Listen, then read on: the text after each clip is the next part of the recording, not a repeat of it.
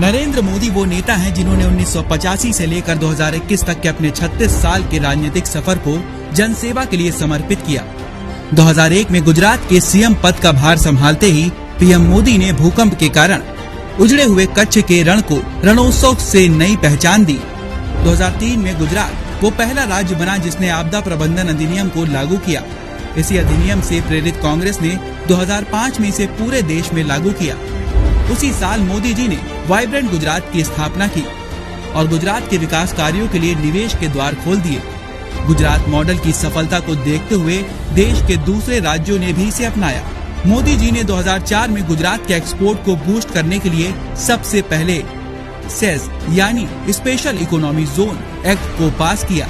साल 2005 से 2007 तक गुजरात को मजबूत बनाने के लिए नरेंद्र मोदी ने कई ठोस कदम उठाए, जैसे कि पूरे गुजरात में 100% लोगों तक बिजली पहुंचाना और साबरमती बांध का निर्माण कर सभी लोगों तक पानी पहुंचाने की व्यवस्था की।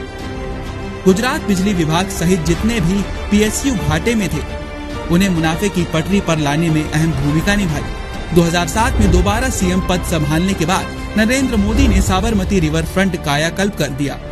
आज उसी रिवर फ्रंट में देश के पहले सी प्लेन ने उड़ान भरी। जब 2012 में दोबारा सीएम चुने गए तब गुजरात के लोगों को world class Sabarmati river front की भेंट मिली, जो कि भारत में यह अपनी तरह का पहला और अनूठा प्रोजेक्ट है।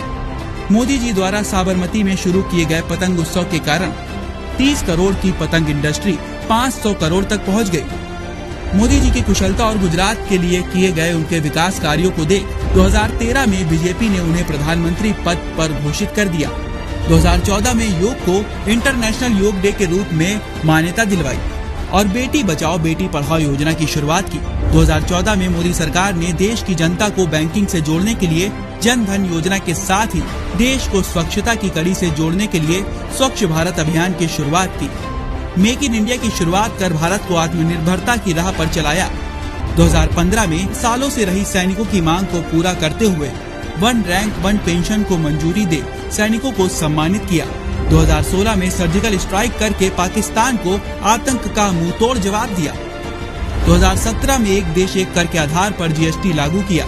2018 में देश के किसानों के लिए किसान सम्मान निधि योजना की शुरुआत की। देश का 100% विद्युतीकरण का सपना साकार किया। 2019 में उज्ज्वला योजना के अंतर्गत देश के 8 करोड़ गरीब परिवारों को मुफ्त गैस चूल्हे दिए। 3 तलाक की कुप्रथा का अंत किया। 2019 में जम्मू कश्मीर में अनुच्छेद 370 को खत्म करने के लिए ऐतिहासिक फैसला लिया। 2020 में शक्तिशाली राफेल भारतीय वायुसेना के बेड़े में शामिल हुआ।